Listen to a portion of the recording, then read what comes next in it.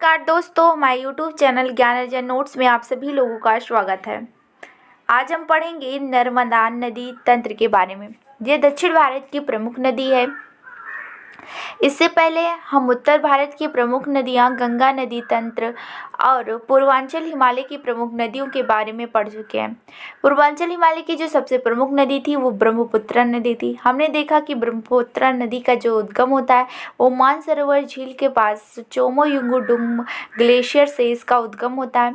जब यह और इसके अन्य जगहों पर अलग अलग नाम रखे जाते हैं। जब यह तिब्बत के क्षेत्र में होती है तब इसे सांगपो के नाम से जाना जाता है।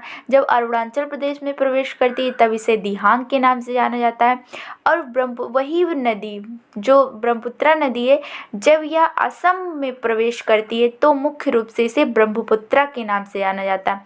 और जब यही नदी बांग्लादेश में चली जाती है तब इसे जमुना के नाम से जाना जाता है। और जब पद्मा नदी जो गंगा नदी के नाम से विख्यात है, पद्मा नदी और जब जमुना नदी दोनों का संगम हो जाता है तो यही नदी मेघना का निर्माण करती है। तो इस प्रकार से हमने देखा कि मुख्य रूप से जो इसका नाम ब्रह्मपुत्र पड़ता है वो असम के क्षेत्र में इसका नाम ब्रह्मपुत्र पड़ता है। और ये ब्रह्मपुत्र की जो यह पूछा जाता है यह किस दर्रे से भारत में प्रवेश करती है, तो यांग्याब दर्रे से जो है ये भारत में प्रवेश करती है। और ये जो ब्रह्मपुत्र नदी है इसकी सबसे बड़ी जो सहायक नदी है वो सुबर्णश्री नदी है। और अक्सर पूछा जाता है कि ब्रह्मपुत्र नदी चर्चे में हमेशा रहती है क्योंकि इस पर जो है वो विश्व का सबसे बड़ा नदी द्वीप स्थित है जिसका नाम है माजुली नदी द्वीप। हमने पढ़ा था माजुली नदी द्वीप जो है उसे गिनीज वर्ल्ड रिकॉर्ड में 2016 में रखा गया था क्योंकि इसका आर्थिक रूप से क्षरण किया जा रहा था। यहाँ पर जनसंख्या बसाने के लिए पेड़ों का कटाव हो रहा था जिससे जो इसका आकार था वो कम हो रहा था। इसी कारण इसे गिनीज वर्ल्ड रिकॉर्ड में 2016 में रखा गया। और असम सरकार ने इस ध्यान देते हुए इस पर इसे द्वीपीय जिला घोषित कर दिया। अगर पूछे सबसे बड़ा विश्व का नदी द्वीप कौन सा है तो माजुली नदी द्वीप है। अगर पूछे सबसे छोटा कौन सा है तो उमानंद नदी द्वीप है जिस पर जनसंख्या नहीं, सबसे छोटा जनसंख्या से युक्त नदी द्वीप जो है वो उमानंद नदी द्वीप है। तो इस प्रकार से हमने ब्रह्मपुत्र नदी तंत्र के बारे में पढ़ा और इसकी प्रमुख सहायक नदियों के बारे में पढ़ा।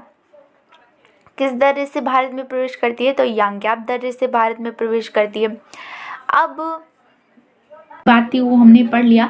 अब आइए मुख्य रूप से हम नर्मदा नदी के तंत्र की बात करेंगे और अन्य जो छोटी छोटी नदियां हैं उसके बारे में बात करेंगे। तो सबसे पहले आइए पढ़ते हैं नर्मदा नदी। नर्मदा नदी जो है वो उसका जो विस्तार है वो कहाँ से है, कहाँ से कहाँ तक है, तो ये जो है मध्य प्रदेश से बहती है। मध्य प्रदेश से में इसका अपतंत्र है। मध्य प्रदेश से फिर महाराष्ट्र में बहती है। महाराष्ट्र के बाद गुजरात और गुजरात के बाद बे ऑफ खंभात में गिर जाती है। यानी कि ये जो नदी है वो इस तरीके से बहती है। ये तो रहा ईस्ट मान लें और इसे वेस्ट मान लें, तो ईस्ट से ये वेस्ट की ओर जाती है। फिर अगर इसके उद्गम की बात करें तो जो इसका उद्गम यानी इसका ओरिजिन कहाँ से हुआ है तो सतपुड़ा पहाड़ी से, पहाड़ी के अमरकंटक के बाद अनूपपुर एक क्षेत्र है, वहाँ से इसका उद्गम होता है। और ये कहाँ पर है, मध्य प्रदेश में। उत्तर में इसके विंध्याचल श्रेणी है और दक्षिण की बात करें तो सतपुड़ा श्रेणी है। तो ये दो जो है भ्रंश घाटियों से ये बहती है। यानी कि ये नदी जो है ये मान लो हम नर्मदा नदी मान लेते हैं और इसके ऊपर जो है वो विंध्याचल पर्वत है और नीचे जो है वो सतपुड़ा पर्वत है। तो फिर पूछे तो ये दो पहाड़ों के बीच से बहती, एक तो विंध्याचल और दूसरा सतपुड़ा पर्वत।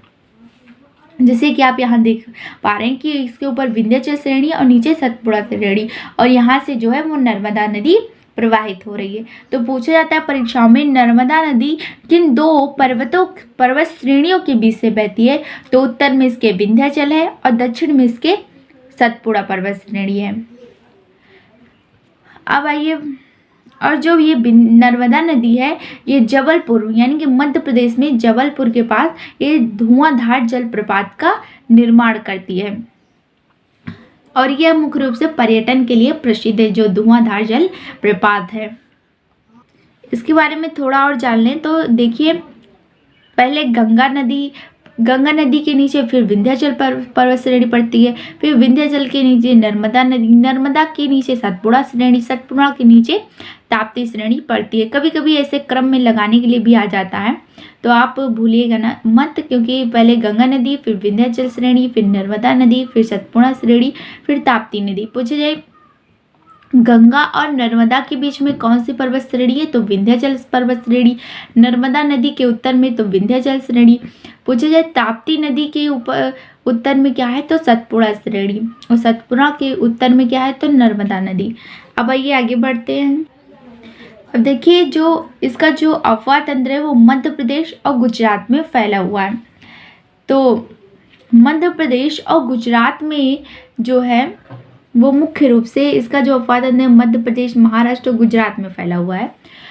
तो क्या होता है कि यहाँ पर मध्य प्रदेश और गुजरात में सूखे की समस्या से निपटने के लिए सोचा गया कि इस पर बांध बनाया जाए। फिर क्या हुआ, तो उस समय के जो प्रधानमंत्री थे पंडित जवाहरलाल नेहरू, तो 1961 में नेहरू जी ने इस योजना की शुरुआत की। जब इस योजना की शुरुआत की उन्होंने किसके लिए की थी, तो सूखे की समस्या को दूर करने के लिए की। तो मध्य प्रदेश में क्या हुआ कि यहाँ पर इंदिरा सागर बांध और गुजरात में सरदार सरोवर बांध बनाने की योजना बनाई। फिर अगर हम कुछ भी बांध बनाएं या कहीं भी कुछ भी, जैसे कि अगर हम बांध बनाते हैं या नदियों का पानी रोकते हैं कुछ, तो ये पर्यावरण की दृष्टि से कुछ हानिकारक भी होता है, लेकिन कुछ और बाद में जैसे अब हाल ही में जो नीरा परियोजना चलाई जा रही है, यानी कि पूरी जो नदियां हैं भारत की, उन नदियों को एक साथ जो जोड़ने की बात की जा रही है, मुख्य रूप से वो कहीं ना कहीं जैसे प्राकृतिक की दृष्टि से वो हानिकारक हो सकता है, क्योंकि अगर हम सारी नदियों के पानी को एक तरीके से जोड़ देंगे तो अगर मान लो कि बाढ़ आया तो उसमें बहुत सारी बस्तियां, राज्य भी प्रभावित हो सकते हैं। और अगर नदियों का पानी, यानी कि वो नदियां जिस वेग से जिस तरीके से जा रही हैं, अगर वो दूसरी तरीके से टर्न होंगी दूसरी साइड से, तो वो कहीं ना कहीं वो उस क्षेत्र को प्रभावित करेंगी। तो जब इसकी शुरुआत हुई, नेहरू जी ने इंदिरा सागर बांध मध्य प्रदेश में बनाने की बात की और सरदार सरोवर बांध गुजरात में बनाने की बात की, कि ताकि इससे जो लोग हैं उनके लिए सूखे की समस्या, पीने के लिए पानी उपलब्ध कराया जाए। तो क्या हुआ कि वहाँ की जो बस्तियाँ थी, अब भाई वहाँ बस्तियाँ जो, हाँ ये डैम बनाया जाएगा, वहाँ तो बहुत सारे लोग निवास कर रहे हैं, तो उसके लिए इन्होंने क्या किया कि वहाँ पर 196 इन्होंने गांव को खाली करा दिया। गांव को तो खाली करा दिया, लेकिन क्या हुआ कि एक बहुत बड़ी समस्या आ गई। जब इन्होंने गांव को खाली कराया, लेकिन 1985 में ना तो गांव वालों को इन्होंने मुआवजा दिया और ना ही रहने के लिए कोई निवास स्थान दिया। अब मान लो आपका घर कोई छीन ले, आपको पैसे भी ना दे और रहने के लिए ना दे, तो फिर आप विरोध उसका करेंगे। तो जाहिर सी बात थी कि अब विरोध होना लाजमी था। फिर क्या हुआ कि इन गांव वालों ने विरोध करना शुरू किया। फिर यहीं से मेधा पाटेकर के नेतृत्व में नर्मदा बचाओ आंदोलन की शुरुआत हुई।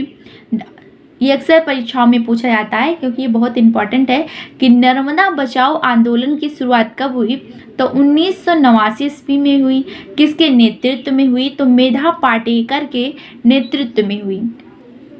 यानी कि इन्होंने कहा कि अब हम नर्मदा बचाओ आंदोलन की शुरुआत कहाँ से हुई, किसके नेतृत्व में हुई, तो मेधा पाटेकर के नेतृत्व में हुई। इन्होंने किस डैम का विरोध किया था, तो सरदार सरोवर बांध का इन्होंने विरोध किया था, जो कि गुजरात में स्थित है। इस डैम का अगर इनका जो उद्देश्य था वो क्या था, वो था बांध निर्माण का विरोध किया गया, क्या मेधा पाटेकर द्वारा, और घर की जो व्यवस्था थी उसके लिए सुधार हो और इनको रहने के लिए जो है वो स्थान दिया जाए, इसका मुख्य उद्देश्य था इनका। फिर क्या हुआ, अगर हम देखते हैं कि अगर कहीं पर जल विवाद होता है, कुछ भी होता है, तो एक विश्व बैंक होती है। विश्व बैंक ही इसका निपटारा कराती है। क्योंकि जब हमने सिंधु नदी जल समझौता पढ़ा था तो वहाँ पर भारत और पाकिस्तान के बीच जो सिंधु जल विवाद था उसका भी निपटारा किसने करा था, तो विश्व बैंक ने। तो जो 196 गांव थे उन्हें 1996 में विश्व बैंक ने मुआवजा दे दिया। अब आइए जान लें कि सरदार सरोवर बांध कहाँ पर स्थित है। सरदार सरोवर बांध के बारे में कुछ इसके बारे में जान लें। तो सरदार सरोवर बांध जो है वो कहाँ स्थित है, वो गुजरात में स्थित है, यानी कि यहीं पर बनाया गया। सरदार सरोवर बांध की जो नींव रखी थी वो किसने रखी थी, यानी कि इन बांधों की नींव जो रखी थी वो नेहरू जी ने रखी थी, लेकिन इसे जो आगे बढ़ाने का कार्य किया वो माननीय प्रधानमंत्री नरेंद्र मोदी जी ने किया था।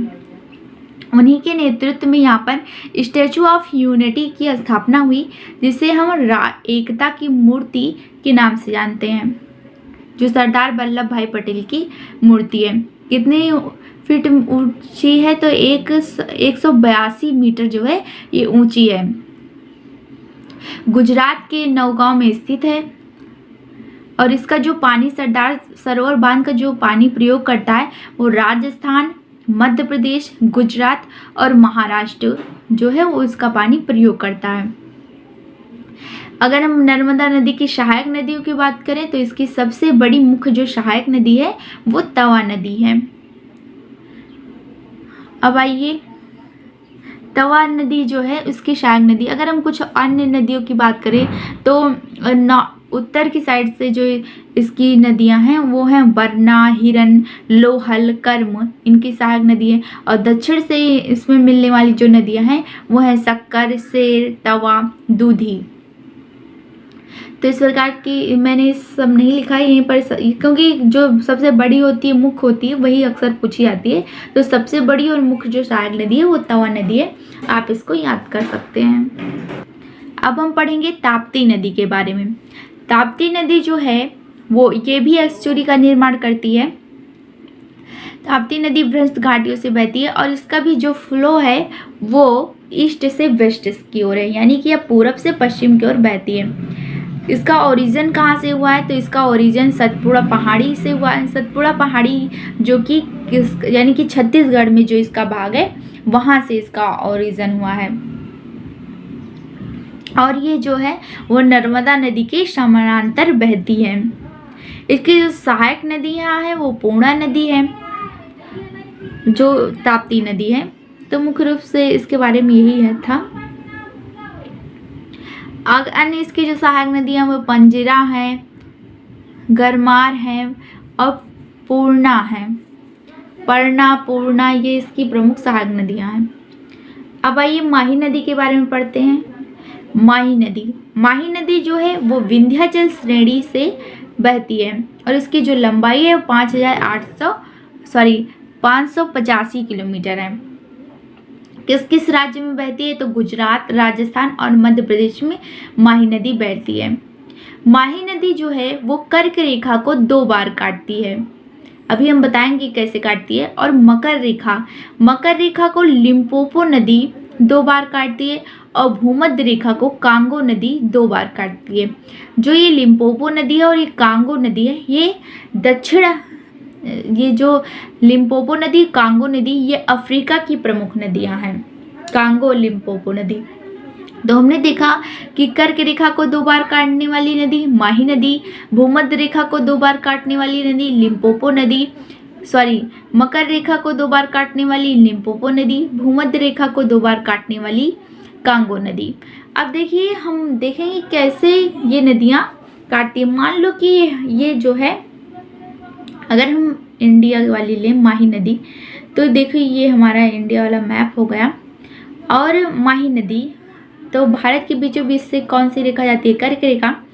तो माही नदी जो विंध्याचल श्रेणी से, यहाँ मान लो विंध्याचल श्रेणी है, अगर ये इस तरीके से जो है, इस तरीके से, यानी कि जब ये काटती, यहाँ से काटी एक बार, और एक बार जब यहाँ बंगाल की खाड़ी में गिरी, जब अरब सागर में गिरी, तो एक तो ये इसका पॉइंट हो गया, यानी कि जब यह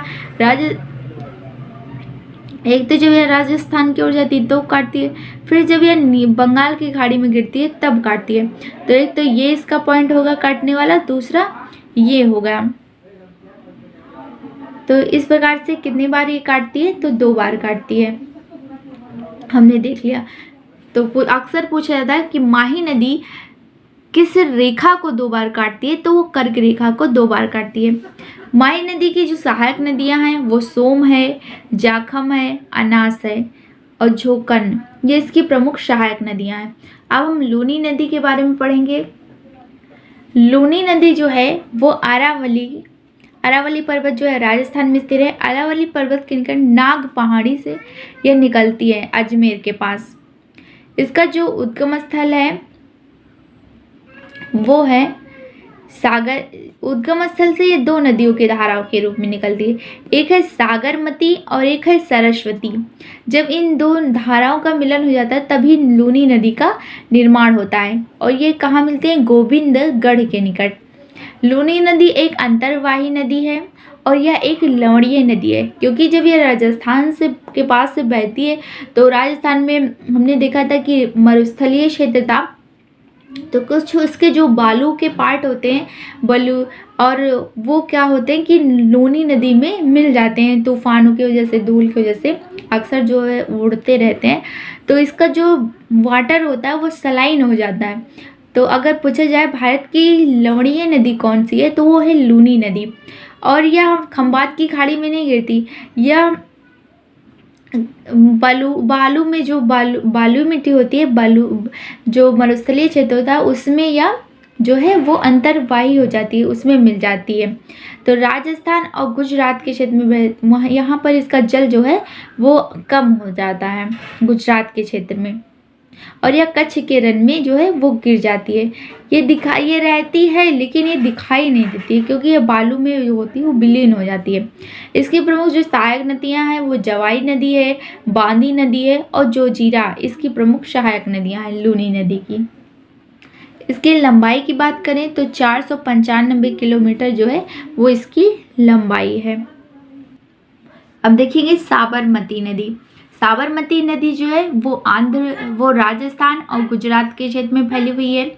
इसकी लंबाई है 371 किलोमीटर और इसे जो है वो भारत की यानी कि राष्ट्रीय प्रदूषण नियंत्रण बोर्ड ने इसे प्रदूषित नदी के रूप में घोषित कर दिया। ये एक प्रदूषित नदी है साबरमती नदी।